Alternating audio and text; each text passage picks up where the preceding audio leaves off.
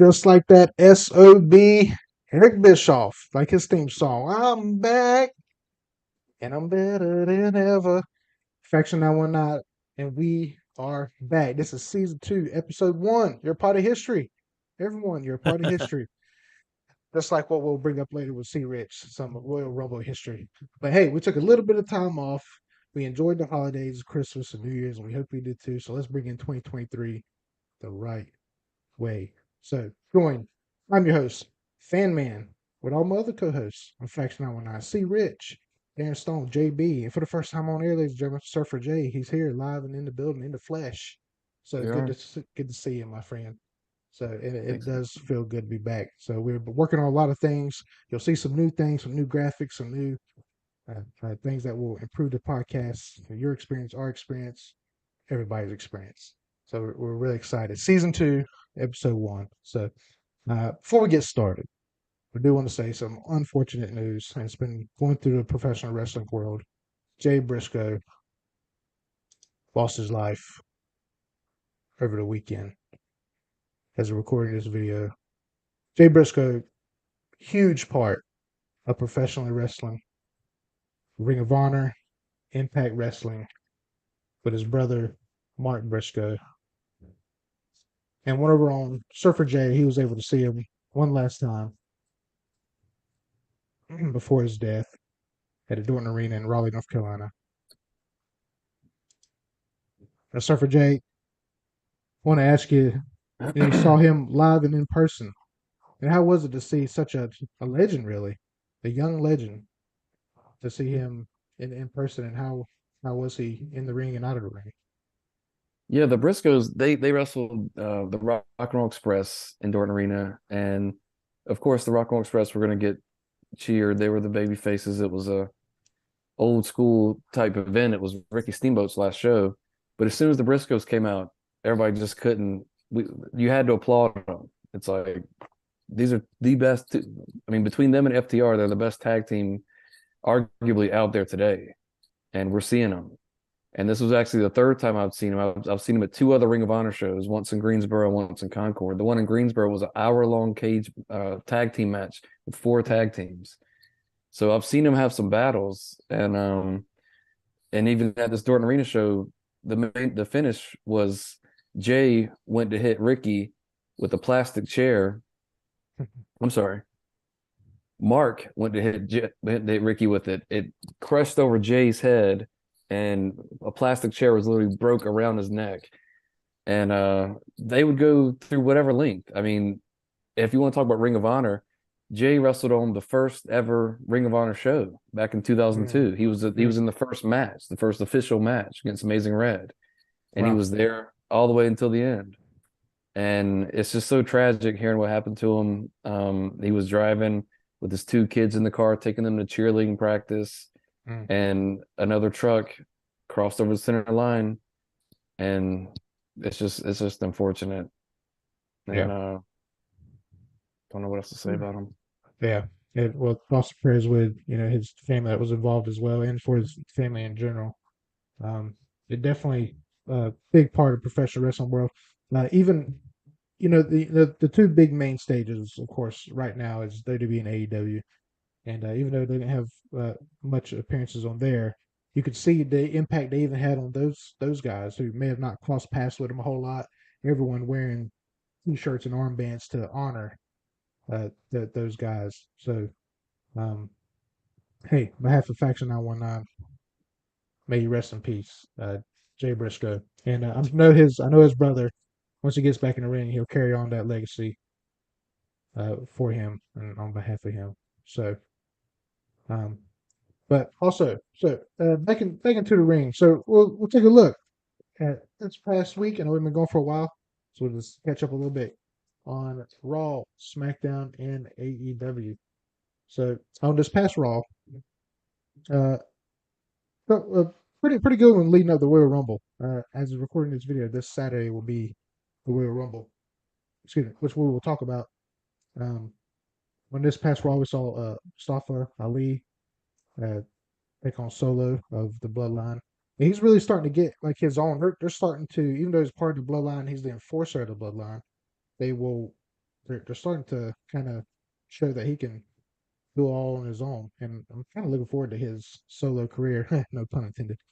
Um, once he gets to going, and he's a big part of Roman's crew, but I think he could definitely take on the tradition of the Samoan family in singles match. Street Profits took on Cedric Alexander and Shelton Benjamin, and we saw appearance by MVP. And there's a lot of rumors now. JB, you may even know this, but there's a lot of rumors that MVP is coming back to take maybe like a new group, if you will. Yeah, I don't know if you've seen that. That he's kind of get together, almost like the next Nation of Domination type thing. Um, have you seen anything like that? Well, I mean, I've seen. I mean, he used to be involved with the Hurt business or the Hurt business, and it Yeah, kind of like that seemed like it had a quick ending and just kind of dissolved very quickly. And it sounds like they may be trying to get that back together again. yeah. So Bobby Lashley has actually said he wants to work with Shelton and Cedric again and reunite the Hurt business. He said Oh. that, told the powers that be that he would love to get that group back together. So Yeah, yeah. Well, so we'll Can see. I pop in here real fast? Yeah, Cedric Alexander is Surfer J. Wasn't he on the indie scene in the North Carolina area quite a bit?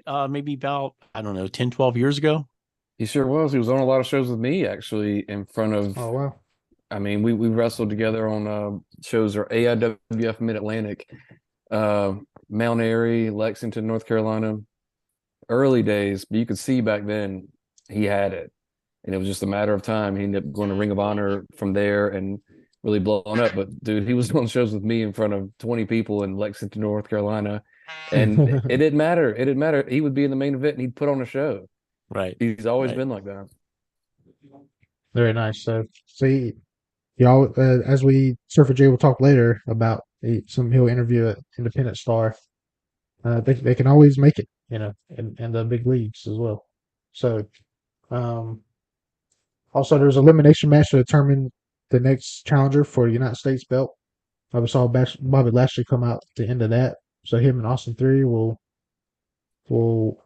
end up battling for the United States Championship once again. That may be an end to it there after that one because I think if Austin Theory wins again, that might be the end of that, and he gets to move on. So we'll see. Also on SmackDown, Bray Wyatt we saw the return of the Firefly Funhouse. Yeah. So does that mean the return of the Fiend? We don't know there. Braun Strowman also announced that he will be in the Royal Rumble. I believe he's the record holder for the most eliminations in a Royal Rumble match. Can he break his own record? We'll see. Hmm. And Charlotte and Sonya Deville going at it again. They'll be going at it at the Royal Rumble. And let's see. Also on AEW this week, Brian Daniel, MJF, the big stuff coming out of there is they're going to be battling for their title there. And at the end of the show, after Brian Danielson was in the main event there, MJF comes out, cuts his promo, says something like, "You may think you're a dragon, but even a dragon is no match for the monster behind the mask." So we may get to see a different side of MJF, a more vengeful, more harsher type MJF instead of his He's how he really coming is now. he's really coming along as a really, really powerful personality there For with sure. AEW. For sure, yeah, he's the hot ticket right now. That I'm very curious of how he would do in WWE, and I'm sure he'd do pretty well. But yeah, uh, he's definitely one of the greats for professional wrestling right now.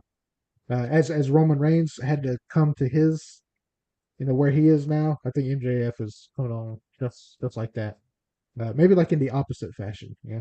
Well, I don't know because it was kind of like babyface to heel type deal. So maybe parallel lines. So good things there. So, but as I mentioned earlier, Royal Rumble preview. It's coming up this Saturday, and I can't wait to see that what goes on there.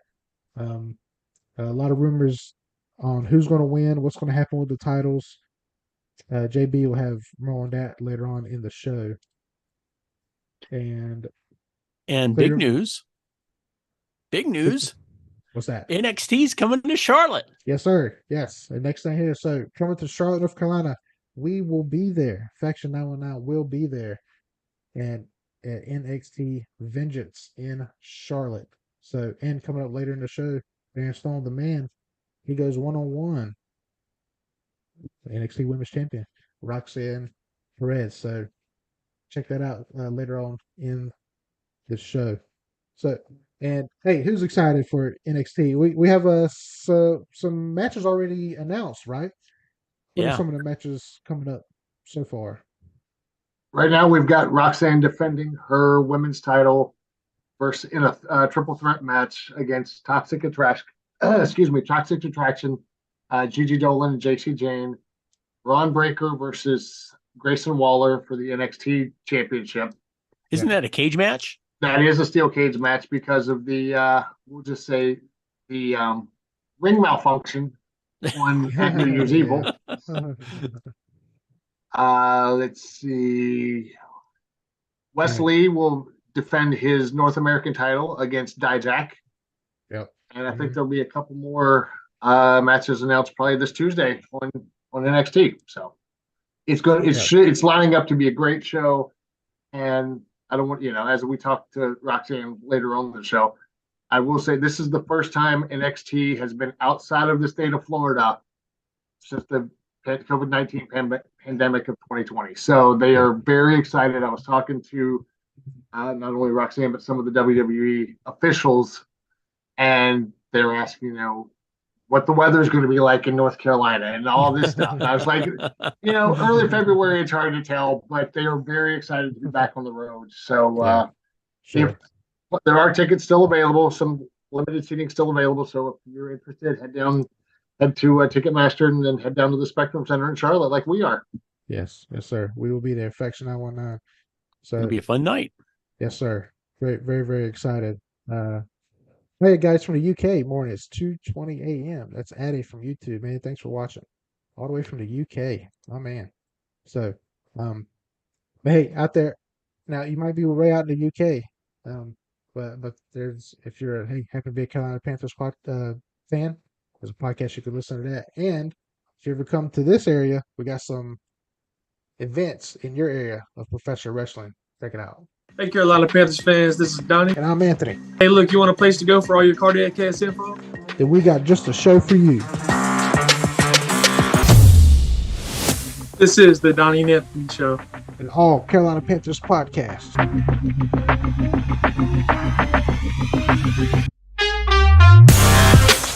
For all your Carolina Panthers info, the Donnie and Anthony Show, the DNA Show. Because the black and blue runs through our DNA.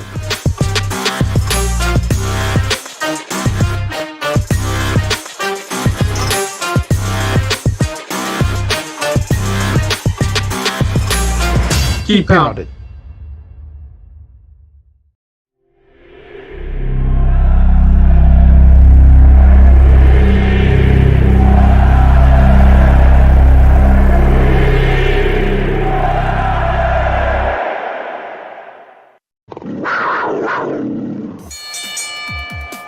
Sunday, February 26th, AML Pro Wrestling Training Center, Winston-Salem, North Carolina. WWE producer and former superstar Jamie Noble will be holding a special wrestling seminar. Serious inquiries only. See AML Wrestling's social media and website for more information. Saturday, February 25th, Benton Convention Center, Winston-Salem, North Carolina. AML Wrestling presents Live Wrestling, a live show featuring the top stars of AML Wrestling.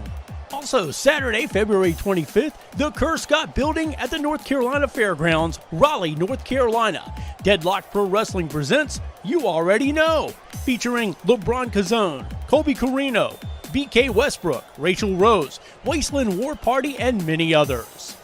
Tuesday, January 31st, Knoxville Convention Center, Knoxville, Tennessee. The National Wrestling Alliance presents NWA Power Live, Tyrus, Camille, Matt Cordona, Kerry Morton, Tom Latimer, and others are headlining a big night of action. Sunday, January 29th, Southside Recreation Center, High Point, North Carolina. Revolution Wrestling Authority presents Starcade 4. The Infinite Man, Ali Steele, Chance Prophet, Rob Killjoy, and others will be featured at the live television taping. There's great action across the region. You won't want to miss it. Be there. And some professional wrestling on the independent scene that you can see right here in your area and surrounding areas. So, and like we mentioned earlier, one of the 4 big ones: Survivor Series, SummerSlam, WrestleMania. But to get the WrestleMania, you first got to win the Royal Rumble, and that's what's coming up this Saturday. And see, Rich, want to take a look at the history of the Royal Rumble, where it started and whatnot. So tell us, what did you find out about the past? Well, just kind of took a little bit of a look of the history of the Rumble, and we had a few stats that people might not be aware of. It was interesting. There's an interview online with Pat Patterson talking about how the Royal Rumble started, and it was an interesting conversation he had with Vince McMahon and an executive with NBC. So let's throw it to the package. Pat Patterson came up with the idea of the Royal Rumble in a planning meeting with Vince McMahon in 1987. The two were brainstorming about what to do for a big show the WWF had coming up. Vince didn't think much of Patterson's idea originally. Later, McMahon and Patterson were in a meeting with NBC executive Dick Ebersol. Vince told Pat to tell Dick about his quote-unquote stupid idea. Pat told Dick about the idea, and Ebersol loved it, saying, "It will make great television." Since its inception, only one city has hosted the Royal Rumble 4 times.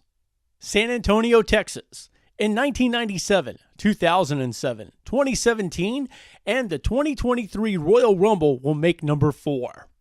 Only one wrestler has won the Royal Rumble 3 times. Stone Cold Steve Austin in 1997, 1998, and 2001. Ric Flair in 1992 and Charlotte Flair in 2020 are the only father and daughter to have been winners of the Royal Rumble. Yokozuna in 1993, The Rock in 2000, and Roman Reigns in 2015, the only family with 3 members that have won the Royal Rumble. Seen as a stepping stone for greatness, only 3 wrestlers have won the Royal Rumble and not become the World, Raw, or SmackDown champion. Hacksaw Jim Duggan in 1988, Big John Studd in 1989, and Shinsuke Nakamura in 2018.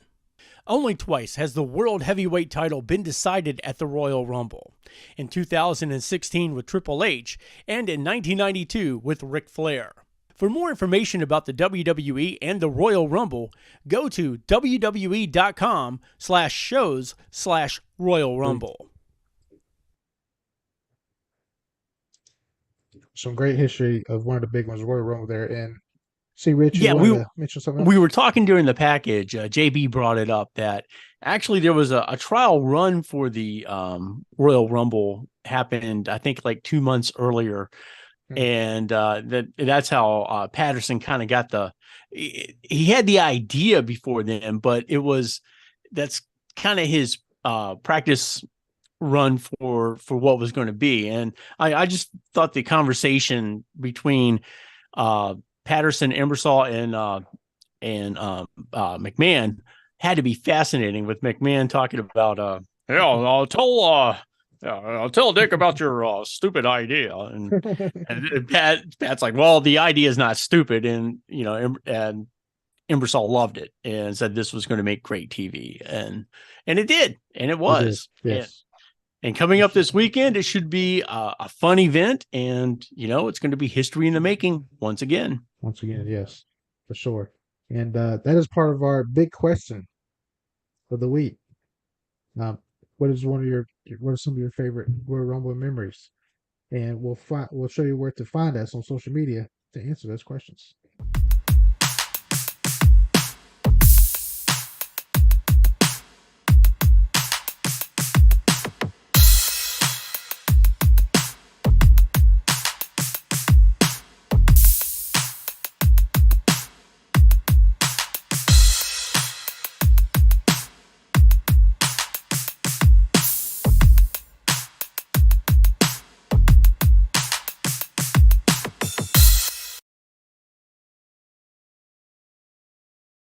It's time for the Faction 919 Big Question. What is your favorite Royal Rumble and why? It could be a moment, a winner, a storyline, or whatever you want it to be. Give us your answer by emailing us at faction919nc@gmail.com. We'll discuss it on the show next week.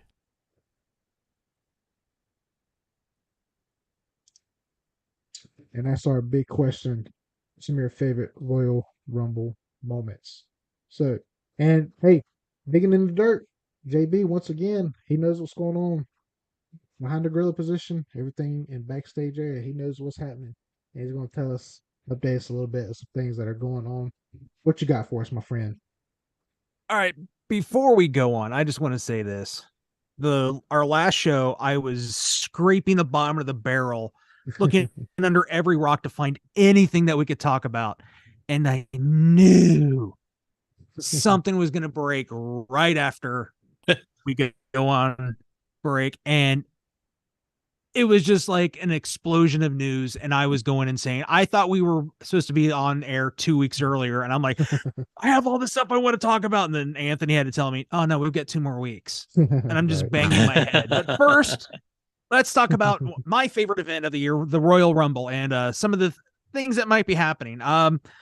Looking online, some of the surprise entrances, supposedly it may be the return of everybody's favorite internet guy, Logan Paul.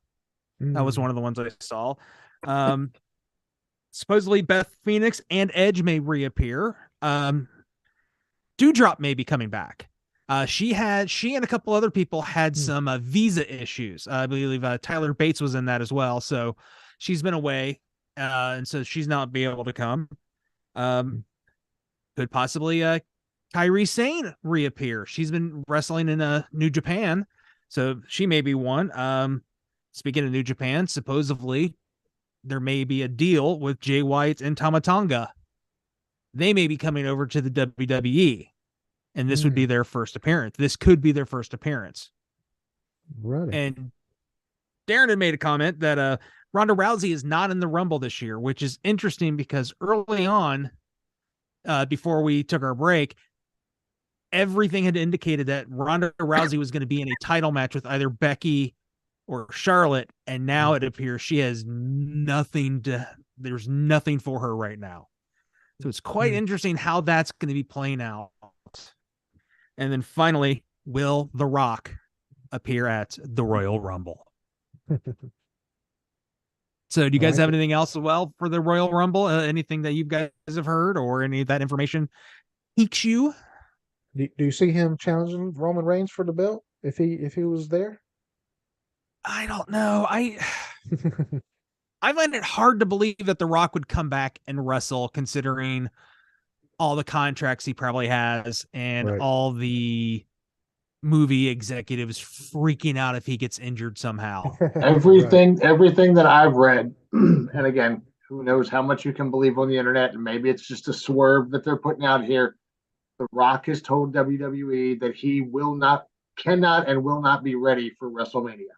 He doesn't have enough time to train, etc. Again, is it a swerve? Is it, who knows? But and also Cody Rhodes made his Royal Rumble announcement this week via video. Oh yeah. But apparently it was before he's technically medically cleared. He was cleared earlier this week, but not when they made the official announcement on Monday. He got cleared like Wednesday, Thursday-ish. So, good thing. So what you're saying is good thing he was medically what you're saying cleared. is this is what you're saying is this could be all smoke and mirrors. It's a smoke Anyhow, and mirrors. No, that's my two. Yeah, I like it. All right, let's go to the second topic. Possible sale of the WWE. This has felt like a wrestling angle in real life. Vince McMahon out of nowhere, his music hits, no chance in hell, into the boardroom and basically just takes it over. I have the most of the stocks and shares. It's mine. You two guys, you're out. These two guys, in. So out of nowhere, he takes over. Stephanie McMahon just leaves. Come to find out, then she has to have like a leg surgery or something. And I heard another podcast mention that they hope that she kicked the dinosaur that's in Vince's office on the way out in anger. So this is all was starting to go on, that he came back. What's going on with all the litigation? And then out of nowhere, on the weekend, it was just, oh, hey, WWE's been sold to the Saudis and they're going private, which exploded all over the place. Yep. Because one, how did it happen so fast? And what does this mean for everybody? I will get back to that in a second, but then then it found out, well, that's not quite ready to go yet. And then all these lawsuits are supposedly coming out. He is already being, the WWE is being, and Vince are being sued by, of all people, the Detroit Police Department's pension fund. Why? Because they are most likely a shareholder with their pension, or they're part of their pension plan is tied up into stocks and bonds and different things, and this could affect them. Wow.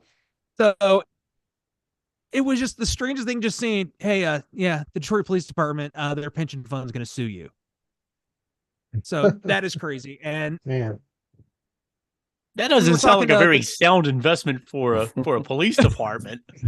Well, I mean, their stock had been going insane and was like very high for the longest time. And then even after this announcement for like a couple of days, it took a sharp turn up. But how much money could they lose if all these lawsuits happen, if a sale happens, or somebody else buys it? I mean, there's been rumors of Disney possibly buying.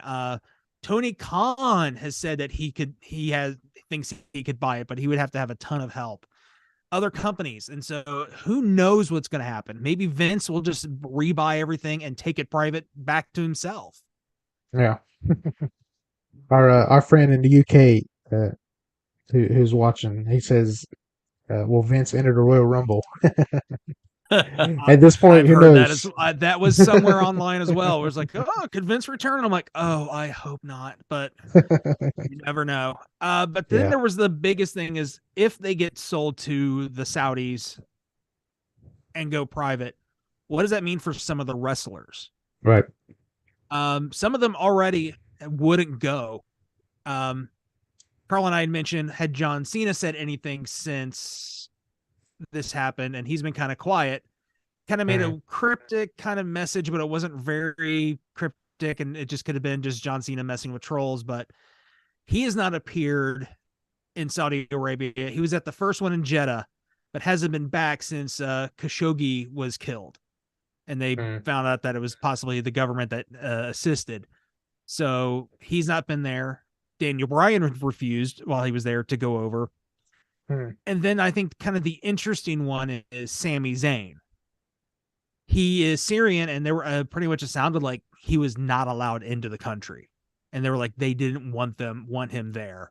Yeah. So what would that mean? Would he leave if that happens? And repercussions of that would be his best friend, Kevin Owens. Would he follow him and leave in support? And then who else could possibly go along as well? Because, I mean, there's this whole concept of sports washing of some of the problems that happens in the Middle East, and they're trying to buy different soccer or English football organizations, F1 races there constantly. And is it kind of like, I mean, it's gone also from, like, I think in Venezuela and Peru, they've done this as well, where they've had giant events and World Cups, and kind of like, oh, hey, see, it's all good here, nothing bad. But behind the scenes, it's everything horrible is happening. So, I mean, how is this going to affect WWE's image with the fans? Because I personally would have an issue, and I was like wondering if I would continue to watch if the Saudis own it. Yeah, for sure. Yeah, we'll have to see which way it goes. It will be a historical day in all professional wrestling if that deal's ever made elsewhere. So, and you got one last thing here, you say? Yes, we have two kind of quick ones together. There was Mandy Rose being let go after being defeated by Roxanne. And then it was like, oh, this should have happened at the pay-per-view. And then it was revealed that she was released because she had a private fan website. I guess some of the images were leaked and they're like, hey, Mandy, is this you? And then she had asked them, hey, I need you to take that down. And it's the internet. And the internet does what the internet does. Yeah. It went everywhere. Now, as a journalist, I maybe had to have scoured the web to find what it was that was seen. And had to check it twice. Yeah, honestly, I think I've described it to a couple of people here that it's like Cinemax level or Skinemax level. It's you didn't really see anything, but it was like, I was not expecting to see that. And so it was one of those things where I could see with television and WWE the morality clause and going, especially with them in the past saying you can't have these kinds of websites, and this coming out, and then having to let her go. And she was on Tamara Hall and did very well. And it's also supposedly this site has got insane amount of money since being released. So hated to see her go because I thought she had improved heavily over the last couple of years. I was expecting her to go to the main roster soon. Yeah. So maybe something will happen and she can come back, but who knows anymore. Think she might go to AEW? I think she could, but at the same time, AEW seems to have an issue with their women's division anyways. I feel like they can only focus on two to three people at the time at most. Mm-hmm. So it's just like, oh, hey, we got a new person. They kind of focus on them, and then somebody has to get shoved to the back. I mean, their champion Sheeta for months was off air, and she'd been champion during COVID. Nothing to do with her. Oh, and then they finally remembered that she was on the roster and started doing things with her. So she could go to AEW, but who knows? And then speaking of AEW and other women's wrestling, Mercedes Mone, formerly known as Sasha Banks, made her return to the wrestling ring at New Japan Pro Wrestling. So that was kind of interesting to see her coming back. It had been rumored that she was over there. She was going to wrestle. And as at this moment, my brain just kind of fried, but I think she did win the championship. Does anybody else want to think so? She did, yes. Yeah, she beat Kyrie. And there was this whole rumor that she was going to be Soraya's tag team partner for AEW, and there was this whole angle of, there's 2 tickets being left. Britt Baker was making comments about, being the boss. So all these kind of weird little veiled comments, and then nothing. The match happened, nothing happened. So wondering what happened there. So because they were making way too many comments for it to be a swerve, and then just never mentioning the angle on the day of the event. Maybe not enough money for Monet. Could be. Supposedly her rates are asking to be very high, but at the same time, she may deserve it as being multi-time champion, doing acting as well, being in The Mandalorian. I believe she may be in the 3rd season of Mandalorian on top of that. So she could request a lot of money. She may not need it. And just like, hey, if you want me to do this, I'm going to get paid. And maybe the cons finally went, not this time. So it's kind of interesting to see her being mentioned and then just this angle being dropped completely. Yeah. Said, pay me my Monet. This is the way. Back out to Mandalorian. So that is JB and everything beyond the gorilla position. We appreciate it, man. A lot of information there. A lot happened while we were off. Yeah, I know you were itching to get on there and talk about it all. So and outside of all that, I bet there's even more dirt to dig up in everything that's in your area for independent shows. And we'll show you where to go to see some local independent stuff. Sunday, February 26th, AML Pro Wrestling Training Center, Winston-Salem, North Carolina. WWE producer and former superstar Jamie Noble will be holding a special wrestling seminar. Serious inquiries only. See AML Wrestling's social media and website for more information. Saturday, February 25th, Benton Convention Center, Winston-Salem, North Carolina. AML Wrestling presents Live Wrestling, a live show featuring the top stars of AML Wrestling. Also, Saturday, February 25th, the Kerr Scott Building at the North Carolina Fairgrounds, Raleigh, North Carolina. Deadlock Pro Wrestling presents You Already Know, featuring LaBron Kozone, Colby Carino, BK Westbrook, Rachel Rose, Wasteland War Party, and many others. Tuesday, January 31st, Knoxville Convention Center, Knoxville, Tennessee. The National Wrestling Alliance presents NWA Power Live. Tyrus, Camille, Matt Cordona, Kerry Morton, Tom Latimer, and others are headlining a big night of action. Sunday, January 29th, Southside Recreation Center, High Point, North Carolina. Revolution Wrestling Authority presents Starcade 4. The Infinite Man, Ali Steele, Chance Prophet, Rob Killjoy, and others will be featured at the live television taping. There's great action across the region. You won't want to miss it. Be there. Hey, Carolina Panthers fans, this is Donnie. And I'm Anthony. Hey, look, you want a place to go for all your cardiac cast info? And we got just a show for you. This is the Donnie and Anthony Show. An all Carolina Panthers podcast.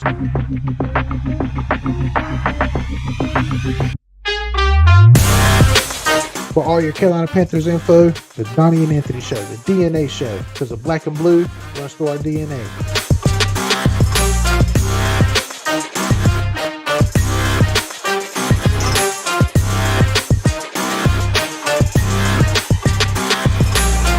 Keep pounding.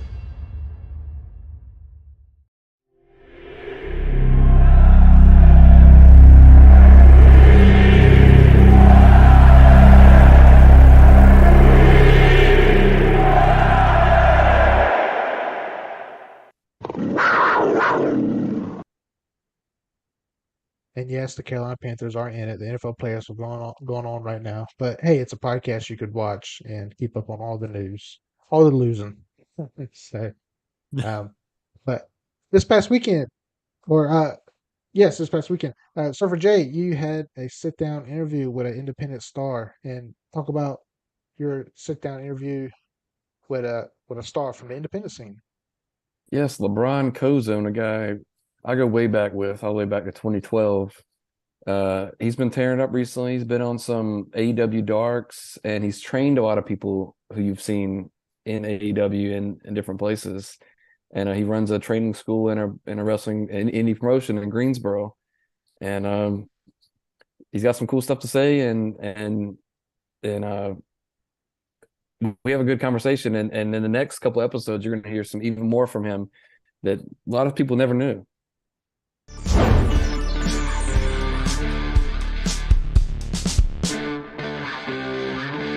So yeah, let's just start off. What kind of got you into wrestling growing up?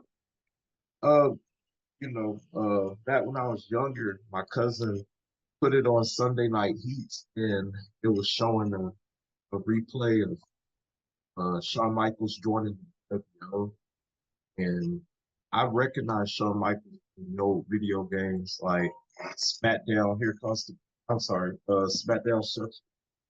Smackdown 2, WWF Attitude, and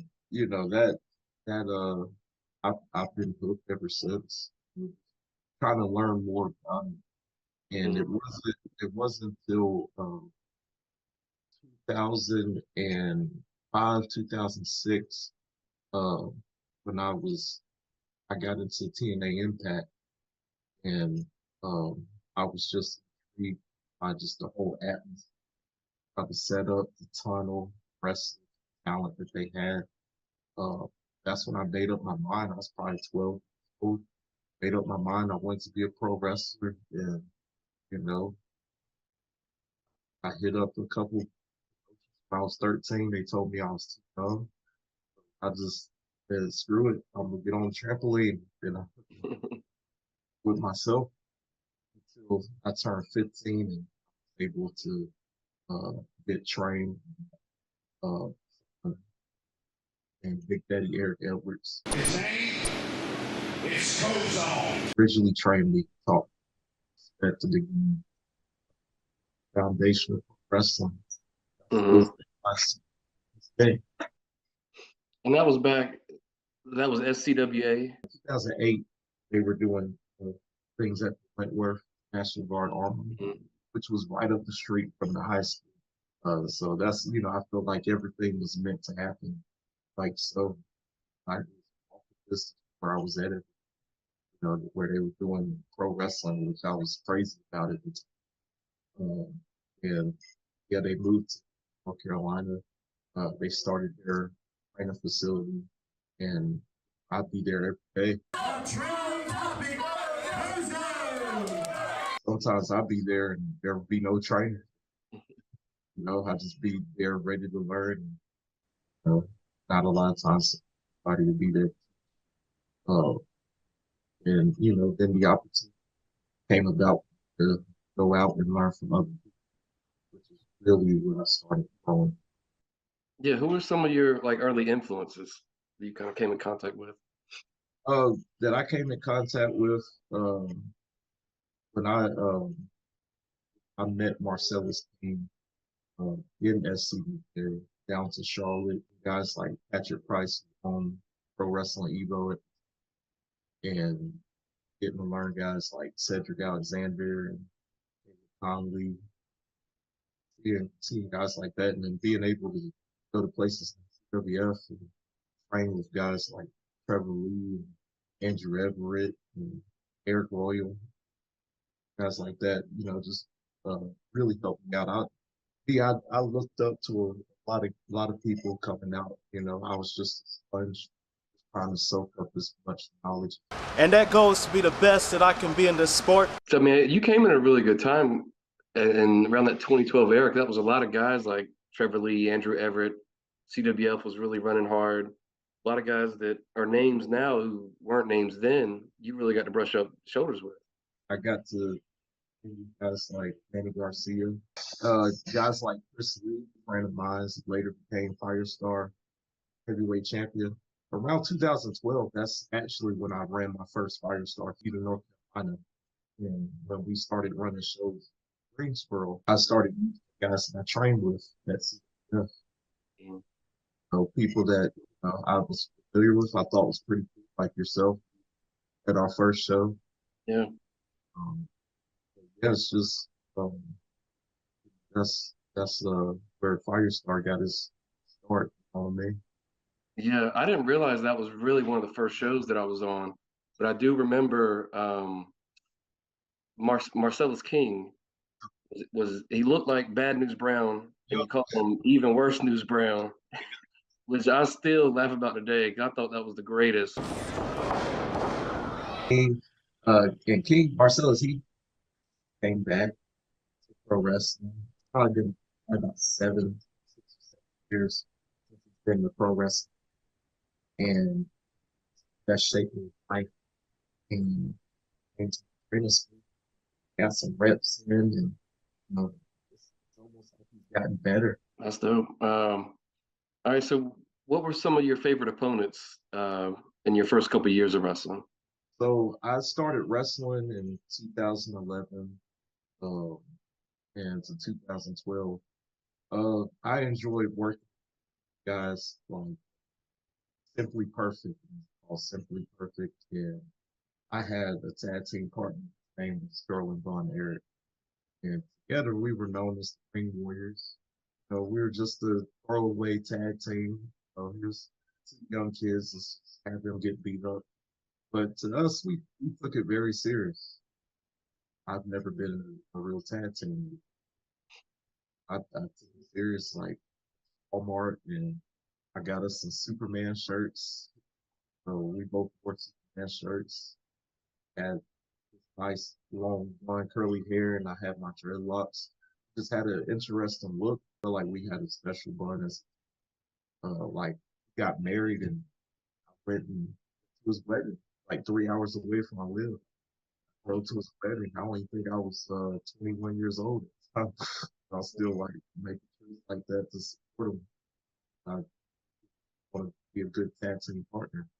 No way, Jose. I felt like, especially in the early goings of my career, I love getting in the ring with just about anybody. Um, you always learn from anybody, no matter where they've been. LaBron Kozone dropped to one knee, but countered, used Kazaren's momentum against him. Kozone. And Surfer J sitting down with LeBron Kozone, and we'll have part 2, as you saw, next week. And he said even right now, as we're speaking, they had a show tonight. Is that right? Yeah, they had a show in Jamestown, North Carolina. No, I'm sorry, it was in Greensboro. It was at their home location. But LeBron's got an interesting story, and for those ECW fans, New Jack, hardcore icon, before he passed away, he was living in Greensboro and started doing some stuff with the school, and LeBron's got some interesting stories, something that you may not have ever heard and something you may not think New Jack would have even done. Very nice. Another independent star on his way up. As you said, he's already on AEW. Might be the dark matches, but we'll see him, I'm sure, very soon. Also, hey, we're gonna tell you where you can reach out to Faction 919 on social media, and on social media, we want you to tell us for our big question. Answer that. Some of your favorite Royal Rumble memories. And here's where you can do that. Social media.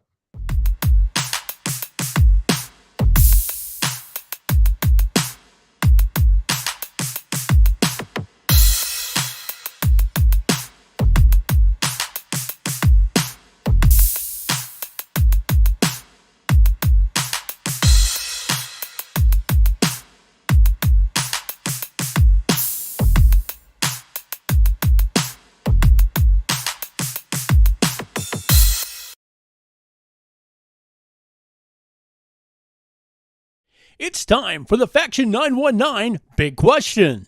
What is your favorite Royal Rumble and why? It could be a moment, a winner, a storyline, or whatever you want it to be. Give us your answer by emailing us at faction919nc@gmail.com. We'll discuss it on the show next week.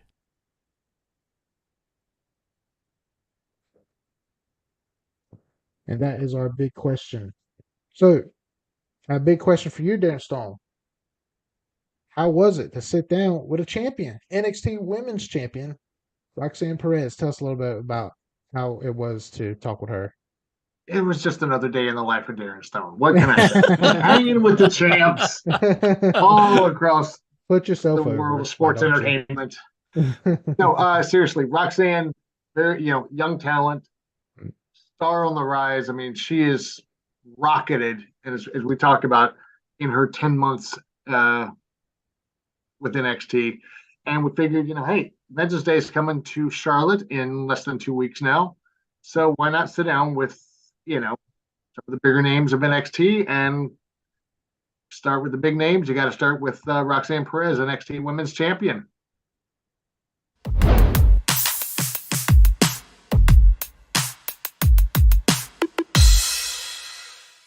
NXT Women's Champion, Roxanne Perez.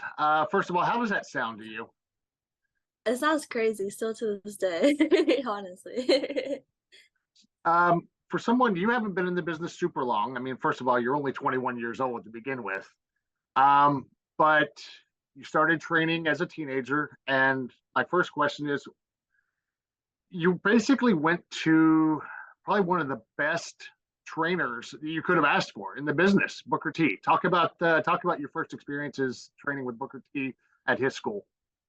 Yeah, so I had actually wanted to go to Booker T since I was a kid. So me and my family, we had this family computer, and I think it was about like 11 years old when I was on that computer looking up wrestling schools in Texas, and I found Booker T school, and I called my parents over, and I was like, Booker T has a wrestling school in Houston, like I have to go there. When I turn 18, I'm gonna graduate high school, and I'm gonna move to Houston to go start training to become a wrestler there. And my parents were like, all right, like you got a plan? If that's your plan, like then you're gonna do it, like for sure. And so I always had their support, and then I ended up getting trained earlier than expected. So I started training when I was like 13. under Laredo Wrestling Alliance in my hometown under George Benavides, Johnny Angel, and they were so awesome. They took me under their wing when they could have just looked at a 13-year-old little girl and been like, no. So I'm always so grateful for them. They taught me the basics, the ins and the outs of the wrestling business. And then when I was 16, I kind of had a few matches under my wing. So I actually got Booker T to reach out to me and invite me on his show. So that was really cool because I started training there, and I said, oh, when I turn 18, I'm going to start training at Booker's. But I was 18 and I had become his youngest reality wrestling diamonds champion. So it was kind of mind blowing for me because, like I said, I kind of manifested it in a way, but it just happened so much greater than I could have imagined. So yeah, Booker is amazing. That actually opened up the door because you then went to Ring of Honor, spent a Yes. short time in Ring of Honor, became their women's champion, and before they closed down before the pandemic. And next thing you know, 10 months ago, you signed your first developmental deal with NXT. Yes. Just talk about that a little bit. So yeah, so I was with Ring of Honor for a while, became their honestly for a little bit because it was only a few months. I became their first ever Ring of Honor Women's Champion, and I think that's what really opened the door to WWE, I think. And Ring of Honor ended up going out of business, and that was a weird time for me because uh I I was like, well, what am I gonna do now? You know, where am I gonna go? And I think it was actually the last Ring of Honor taping, and I was just walking around doing my thing, and I got a call, and it was William Regal, and he said, "Hey, this is William Regal with WWE. Is this Roxy?" And I was like, "Yeah, this is." And he's like, "Well, we heard what happened. We really want to bring you in for a tryout, see if you like it here, see how everything goes, and yeah, would you like that?" And I was like, "Yeah, I would love that." Like I think my heart just dropped. I called my mom right away. I was crying. I was like, "Oh my God, this is like crazy." I feel like everything just happens at the right time. Everything happens for a reason, you know. I think at that time I just wasn't sure what was gonna happen next, and was like lost for a second, and then that happened, and it was just like, wow, okay. It's been a whirlwind 10 months for you. You win the NXT Breakout Star of the Year, Female Star of the Year. You go on to become NXT Women's Tag Team Champion, rather, with your former best friend Cora Jade. Then you win the Iron Man Survivor Challenge, first ever women's Iron Man Survivor Challenge, and you cash that in. Now, we won't go into a whole lot of detail, but what was your reaction when you found out you were going to be given the women's championship opportunity early? Because it was scheduled originally for New Year's Eve, from what I've heard and what Mandy Rose has gone public about as well. So it wasn't supposed to happen that day, and I think it was a mix of emotions because it was just I didn't have time to, you know, soak it in. It was just like, all right, this is happening right now. And it was like, okay, you know, you just expect the unexpected. And, you know, obviously, like Mandy, I think she's amazing. And since I got to NXT, she was always someone that I could go to. And, you know, she didn't have to be so as giving and sweet to me as she was because she had been there for so long. So for her to be such a good human being, and I was always so grateful for her. So I was in a way a little sad because of just the way it was happening, but also she was so supportive and was just like, "You deserve this."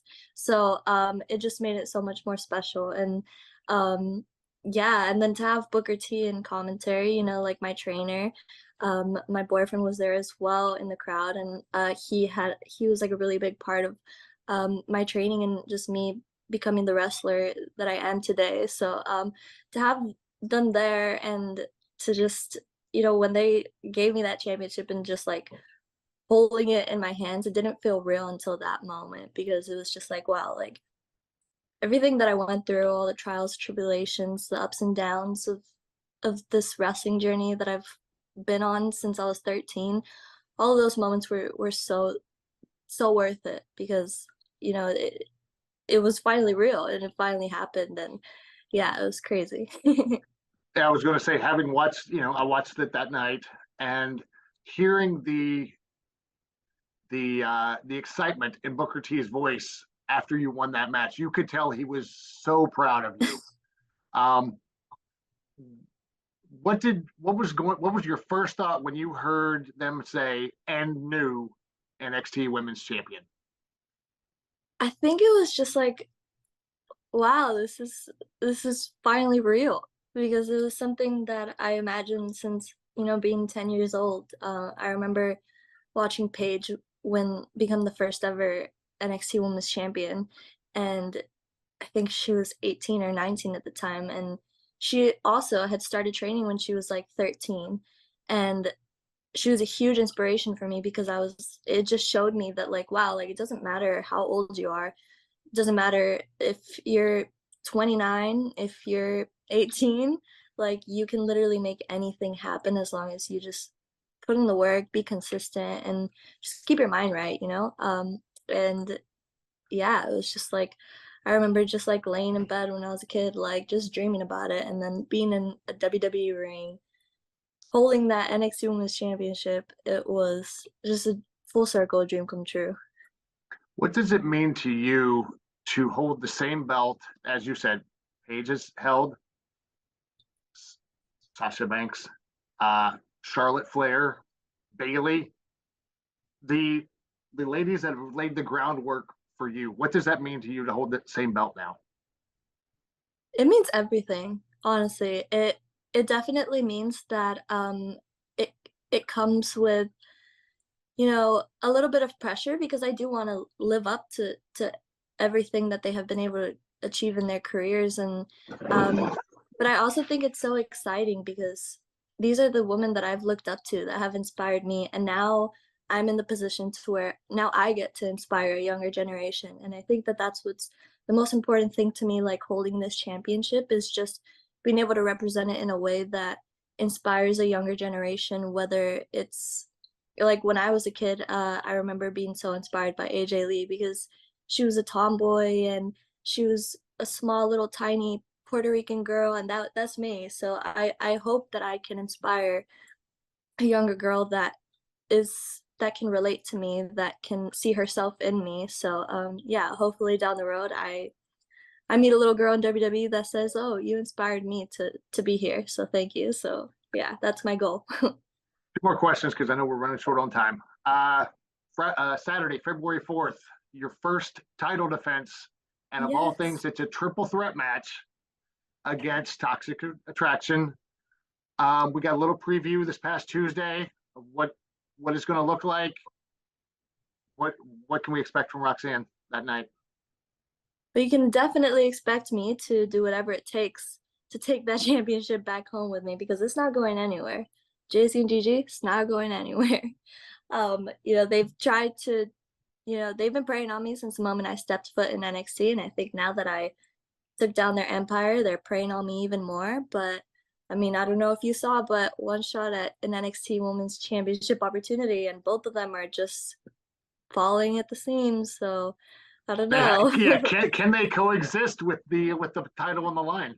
I don't know. I'm only worrying about one thing, and that's my championship. And I think they're worried about two things because I think they're worried about each other as well. So does it worry you that you don't have to be involved in the pinfall or the decision to lose your title? Sorry.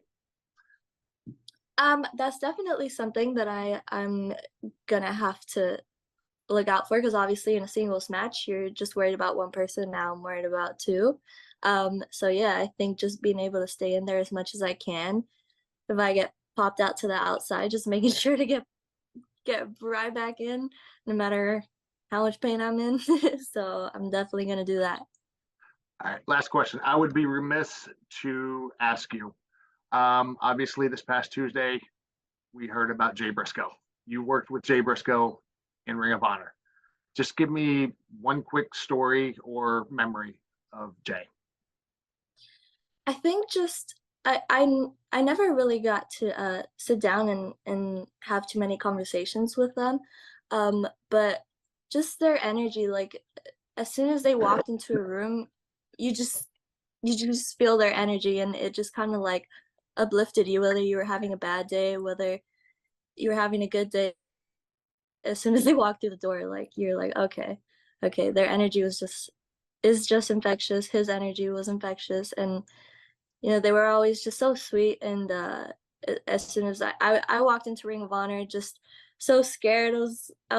Had never been in a big promotion before. It was my first time. I didn't know too many people, and he introduced himself to me right away, told me welcome. And so yeah, I've heard so many stories about him, and he was such a great dad, great person.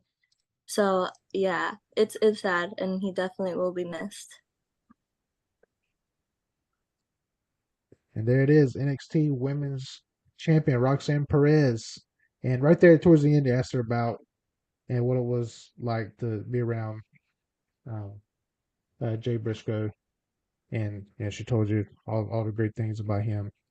Yeah, So she said, like she said, she didn't, she wasn't there long enough to get to really know him, but the interaction she had with him, he was a great guy, great family man, as she said. So yeah, special thanks to Roxanne for sitting down with us earlier this week for a little conversation. Looking forward to seeing her defend her women's title at Vengeance Day and 2 weeks from yesterday in Charlotte. And next week, you can't have a women's champion without having the champion of NXT.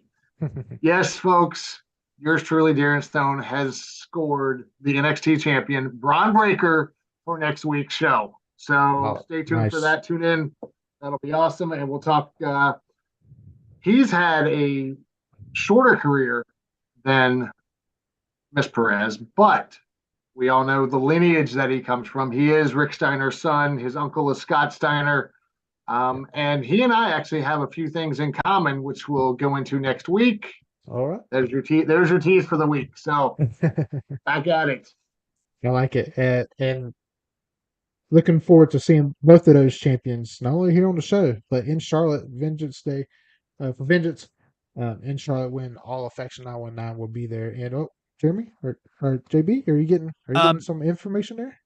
Yeah, I'm getting some information from my little minions here. On Fightful Select, sounds like WWE may be re-signing the Authors of Pain and Paul Ellering.